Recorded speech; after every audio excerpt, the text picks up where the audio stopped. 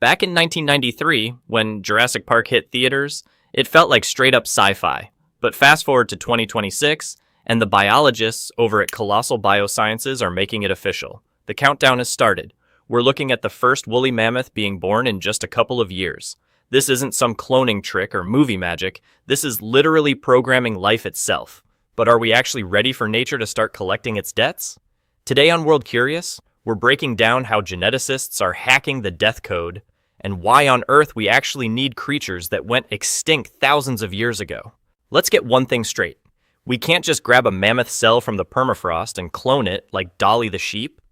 Over thousands of years, mammoth DNA has turned into complete mush, shattered into millions of tiny fragments. Trying to piece them back together is like trying to reconstruct Shakespeare from a pile of confetti. But scientists don't actually need the whole book. They just need the source code. The mammoth has a closest living relative, the Asian elephant. Their genetic codes are a 99.6% match. Think of the elephant's DNA as a massive text file with 3 billion letters. The mammoth is basically the same file, just with a few tweaks.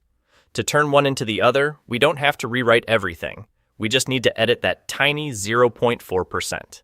Here's how we play it. This is where the molecular scissors called CRISPR-Cas come into the picture. This tech allows us to pinpoint a specific word in the elephant's DNA, say the one responsible for smooth skin, and swap it out for the mammoth's word that codes for thick fur. Scientists have already identified more than 50 of these key traits: subcutaneous fat, tiny ears to prevent heat loss, and even that unique tusk shape. Now, here's a major point. Technically, this won't be a 100% mammoth from the past. It's going to be a functional mammoth, or if you like, a frost-resistant elephant. It'll look like a mammoth, act like a mammoth, and most importantly, it'll be able to survive in places where a regular elephant wouldn't last 1 hour. Basically, we're writing biological software and installing it onto upgraded hardware. Sure, the mammoth is the headline act, but Colossal and other labs around the world aren't stopping at just one species. Their hit list includes animals that vanished quite recently because of us. And first in line are the ones we still recognize from old photos. Number 1. The Tasmanian tiger, thylacine. This thing looked like a cross between a wolf, a fox, and a tiger. The very last thylacine, a guy named Benjamin, died in a zoo back in 1936, but scientists got lucky. Museums actually have Joey specimens preserved in alcohol. Geneticists have already pieced together 99.9% of its genome. Out of everything on the list, this is the most realistic candidate for a comeback. The plan is to drop him back into the Tasmanian wilderness so he can reclaim his spot as the top predator and fix the local ecosystem. Number 2. The dodo. The ultimate symbol of being clueless and defenseless. The dodo couldn't fly and wasn't afraid of humans at all, which is exactly why they were wiped out in just 100 years. Today, scientists are working with its DNA, using its closest relative, the Nicobar pigeon, as a surrogate base. Just picture a pigeon the size of a turkey, weighing 20 kilograms. It sounds like a joke, but we could see the first embryos by the end of the decade. Number 3. The passenger pigeon.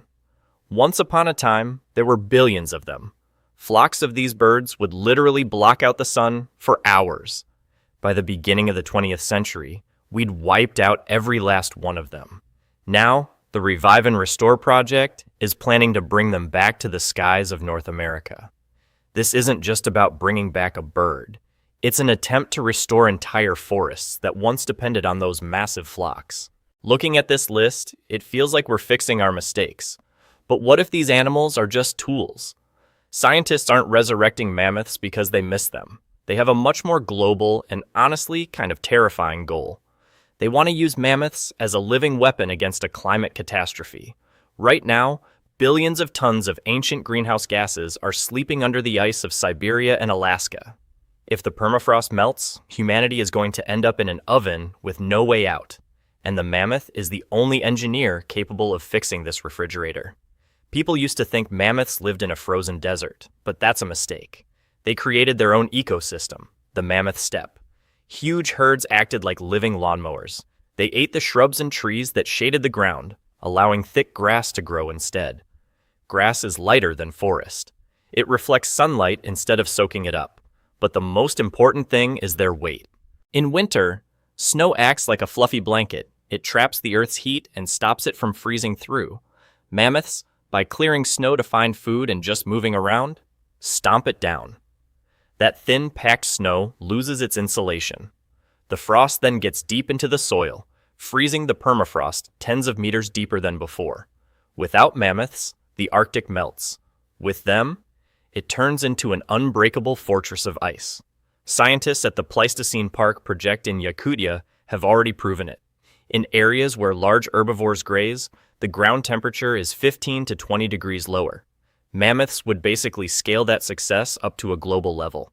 So, sounds like a fairy tale, right? Shaggy giants roaming the tundra again, the environment is saved, and humanity is the hero. But let's take off the rose-colored glasses for a second. Imagine this. A mammoth is born in 2026.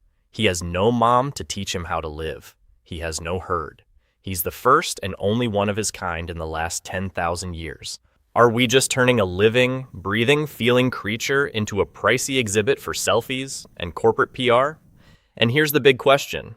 Are we trying to resurrect the past just because we're terrified of the future? We're dropping billions to bring back mammoths while, right under our noses, hundreds of species that we could actually save without any fancy labs are going extinct. Anyway, what's your take? Is this us making up for our sins against nature, or just another attempt by humans to prove we're the bosses and can mess with evolution however we want? Drop a comment.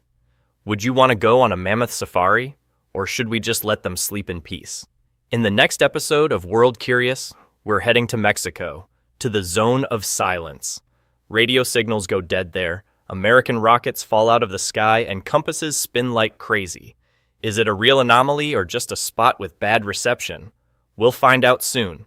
Hit subscribe so you don't miss it. See ya in the next one. Peace.